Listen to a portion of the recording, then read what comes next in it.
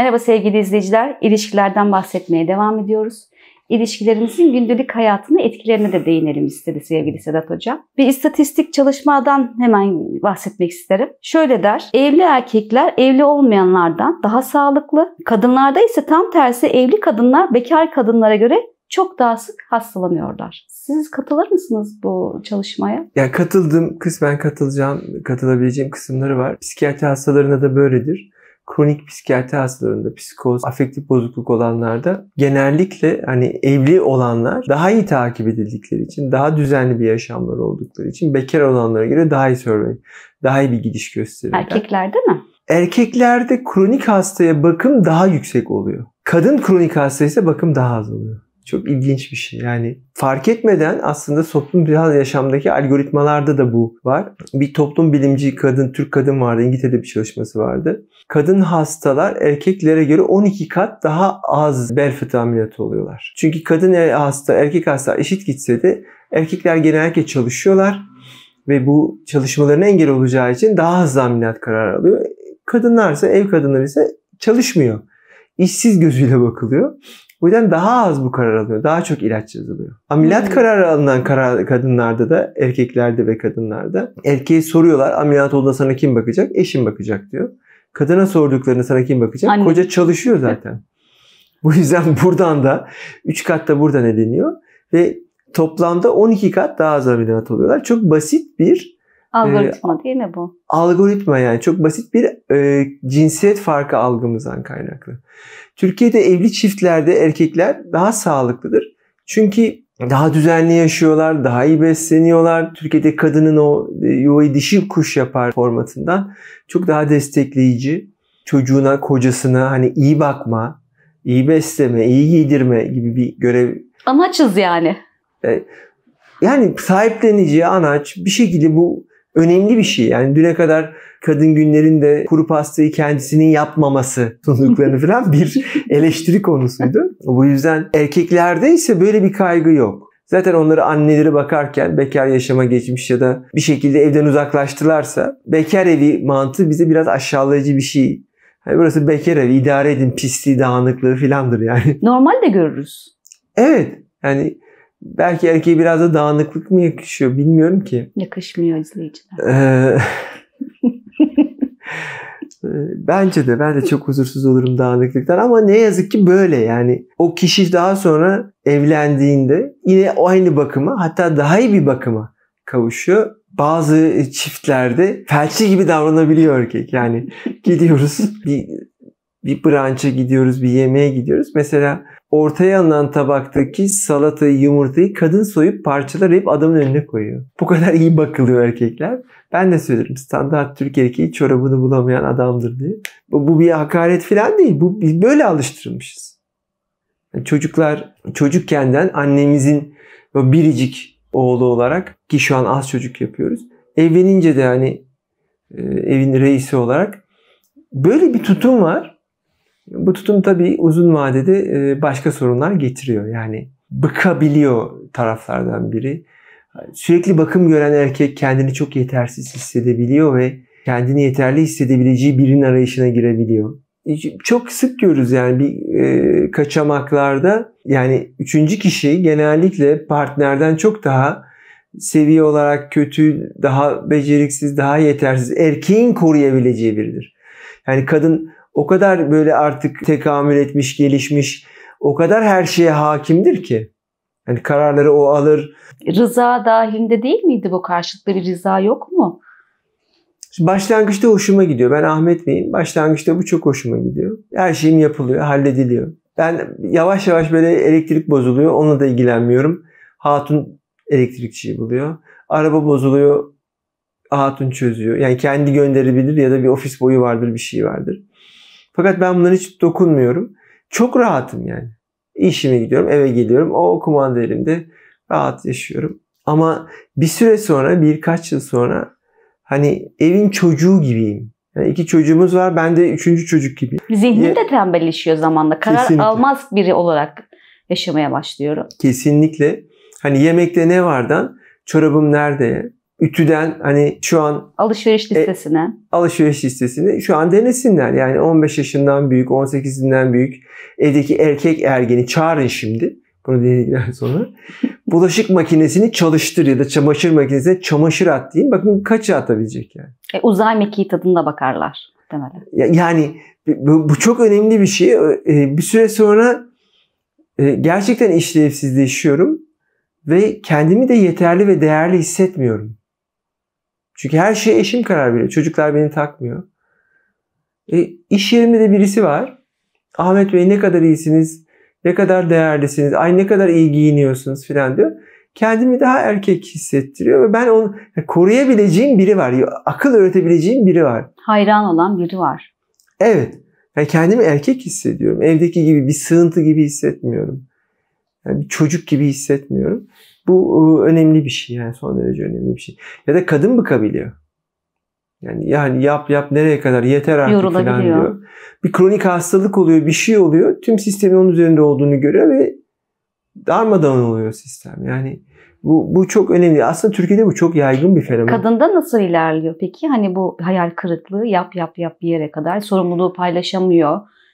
Hayatın yükü sırtında. Genellikle bir kayma olduğunda tepkiyle gidiyor. Yani ya saçımı süpürge ettim, bu kadar gayret ettim, bu kadar fedakarlık yaptım. Karşılığı bu muydu? Ben bunu hak etmedim diyerek tepkisel gelişiyor. Daha gerçekçi beklentilere inebiliyor. Ama o kadar çok sorumluluğu almış oluyorlar ki bunu üzerinden atamıyor. Burada ben günümüzde bir fenomen olarak genellikle erkeğin ailesinin kadına destekleyici bir hani evlilik birliğini destekleyici bir süvari gücü gibi desteklediğini ve sorunu çözdüğünü görüyorum. Çünkü çocuk oluyor genelde. Anneanneler, babaanneler burada devreye girip destek oluyorlar. Çünkü çalışan bir kadın da kaldırabileceği bir yük değil gerçekten. Örneği şöyle evirirsek, bütün sorumlulukları almış, her şeyin üstesinden gelmeye alışmış bir kadın iş ortamında herhangi bir işi yaparken arkadaşı, erkek bir iş arkadaşı, sen yapma, ben hallederim, sen bugün zaten çok yoğunsun, bu konuda ben yardımcı olayım dediğinde onda kayma olabiliyor mu? Bana birileri yardım ediyor. Şimdi kadın da burada tekamül ediyor ama kadın olarak değil, yani anne, eş filan olarak, sevgili olarak tekamül etmiyor. Yani kendini kadın olarak değerli hissetmiyorsa bunu ona hissettiren birine kayabilir. Kaymaların en önemli nedeni budur zaten. Uzun süredir rutine dönmüş ev iş, çocuklar, şu bu bilmem ne konuşan. Türkiye'de o çiftler ortalama 7 dakika konuşuyorlar ve bu 7 dakikanın da önemli bir kısmı çocuklar geldi mi, evde ne yemek var filan. Yani çiftlere sorun son 6 aydır baş başa oturup kaç saat geçirdiniz, konuştunuz özel bir konuyu diye. Çoğu ay değil yani yıllardır yapmadıklarını söyleyecektir. Siz burada birinin sizin gönlünüzü okşayan bir iltifat, destek, onore edici bir cümle kurduğunda dikkatinizi çekmemesi mümkün değil. Ve bu da gerçekten benim gördüğüm kaymaların en önemli nedeni. Evet. Bu istatistik çalışmadan bahsetmiştik yayına girerken. Bu çalışma şöyle devam etmekte. Evlilikte mutsuz olduğunuzda hastalık riskiniz artar. Şimdi bu istatistikten farklı olarak da şimdi oranlarını hatırlayamıyorum. Anksiyetesi ya da depresyonu olan kişilerin yaşamlarında yaşam olayı olarak, sorun olarak tanımladıkları en önemli etkenlerden biri eşleri ve evlilikleri. Evliliğin gerçekten vezir eden ama rezil de edebilen bir potansiyeli var. Çift çok çatışır ya da belli alanlarda uzlaşamaz, birlikte iyi sürdürmeyi götüremezse doğal olarak stres artıyor. Stres hep konuşuyoruz.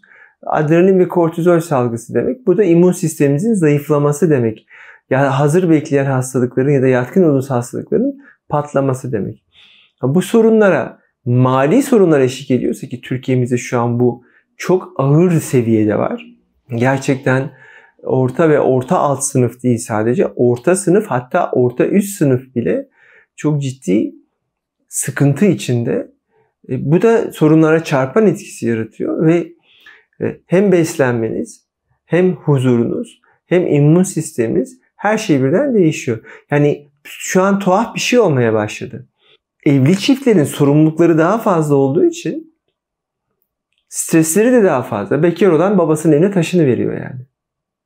Ama evlilerde mesela bir danışanım ev bulamayıp İstanbul'da ailesinin yanına taşındı.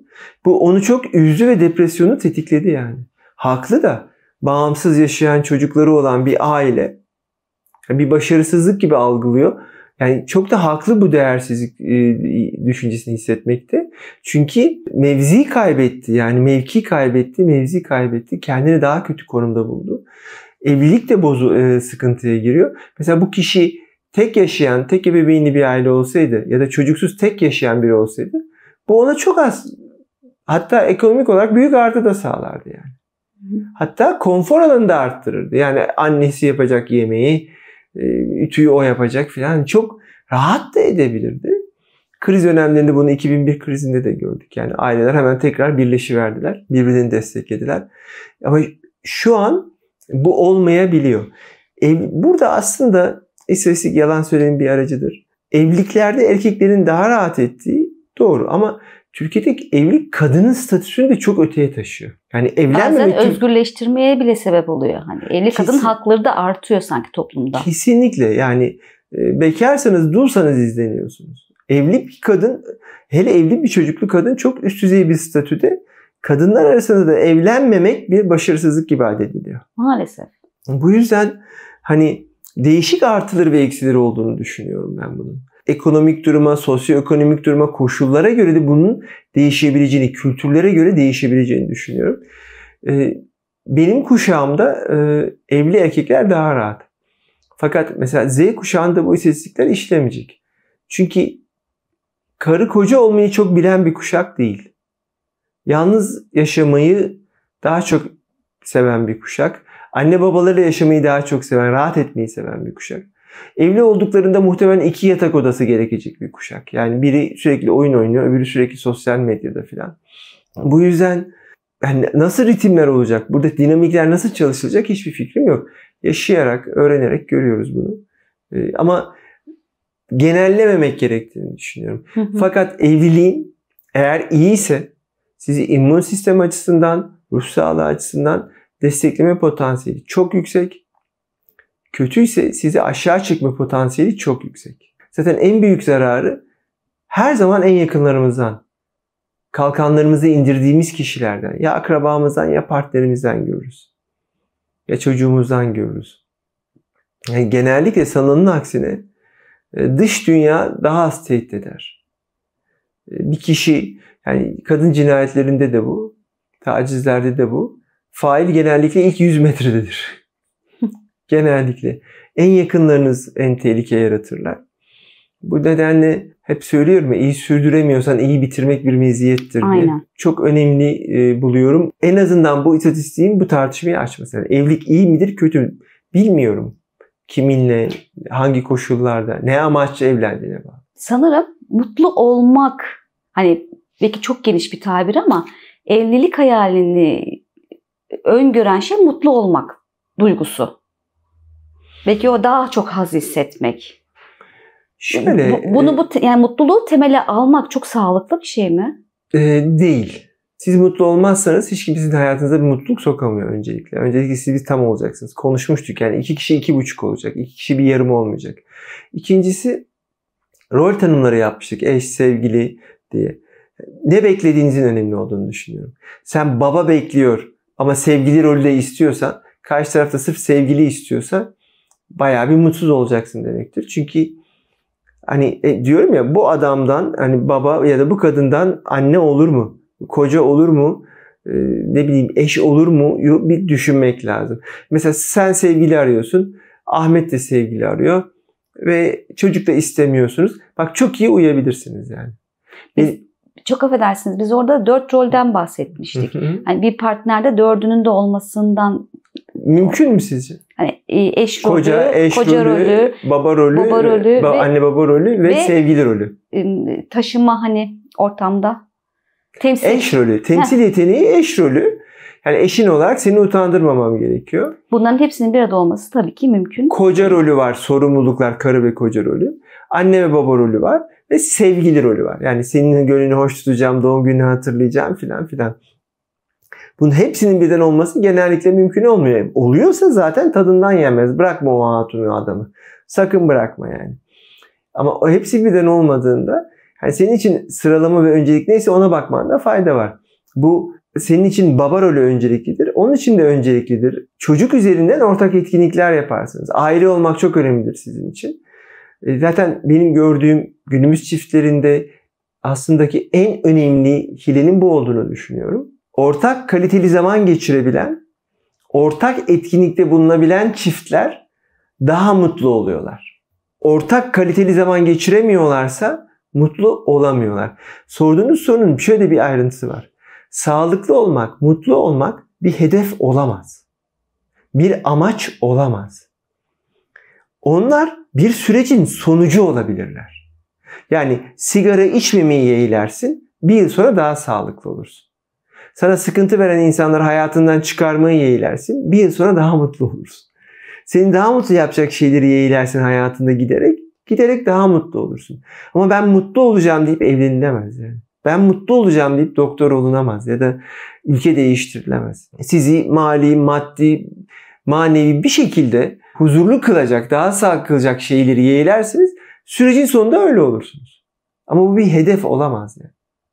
Sürecin sonunda olur. Sürecin alt basamakları hedeftir. Yani bundan sonra şeker yemeyeceğim. Bundan sonra benim canımı sıkıp duran Ayşe ile görüşmeyeceğim hedefleri koyabilirsiniz. Küçük hedefler koyabilirsiniz. Ana amacı hedef olarak koyamazsınız. Bir de şuradan bakmak lazım sanki. Her şey hep iyi, her şey hep mutlu olamaz. Bunun içinde tabii ki mutsuzluk da, kötü anlar da yaşanacaktır muhakkak. Ama biraz algıda mı problem var? Mesela adam çöpü atmadığı zaman nefret uyandırabiliyor. Ya kaç kere söyledim gene çöpü atmadı.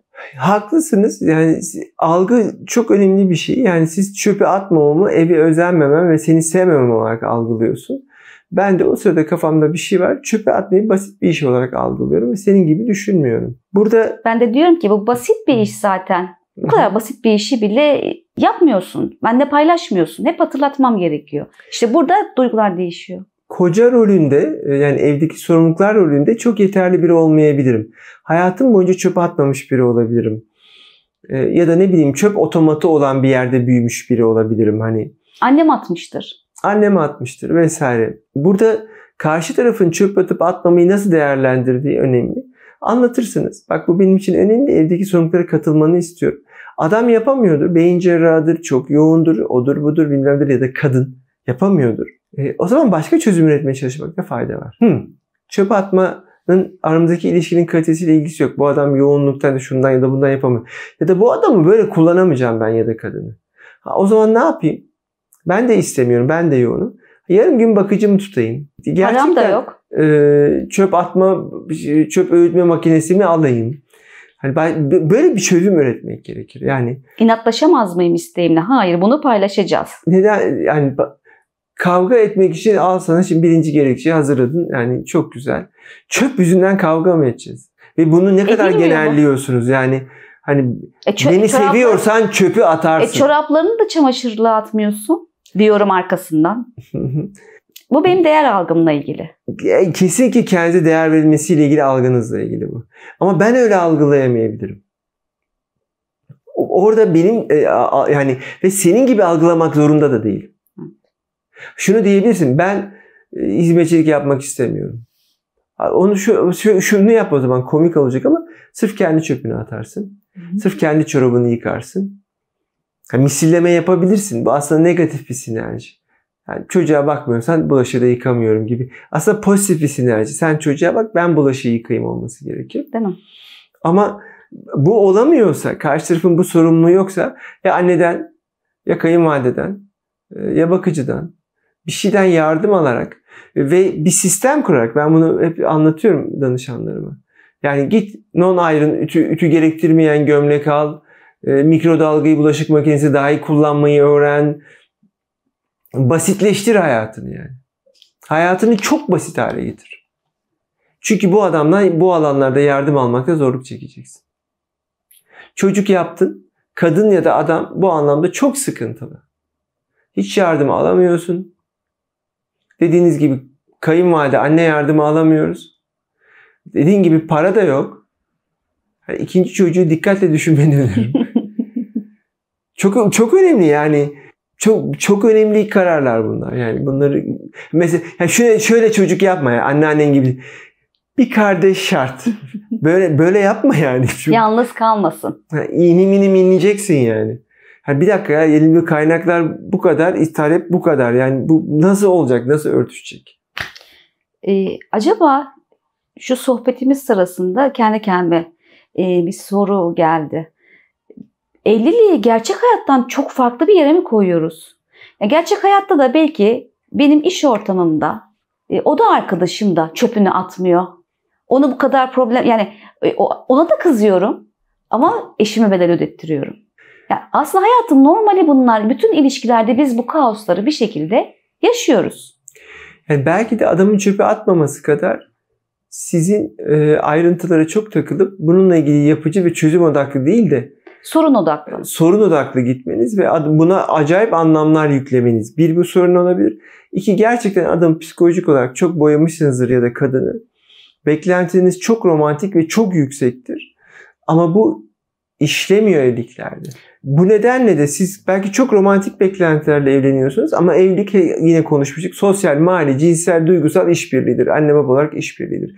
Bir şirkettir. Hani iş yerinde nasıl her gün rutin ve sıkıcı işler yapıyorsan, evde de her gün rutin ve sıkıcı işler yapacaksın. Günaydın. Çamaşır yıkacaksın, ütü yapacaksın, alışverişini yapacaksın. Yani evlilik bir işbirliği, bu kadar. Burada buna ek sevgiliyi ekleyebiliyorsan harikasın, devam et yani. Ortak kaliteli zaman ekleyebiliyorsan harikasın, devam et. Ama istersen önce beklentilerini gerçekçi bir seviyeye indir. Bunu yedikten, hazmettikten sonra bir tık yukarıya doğru çık. Çünkü bazda anlaşamazsan o ilişkiyi geliştirme şansın zaten olmuyor. Bir de kendime değer vermem çok önemli galiba.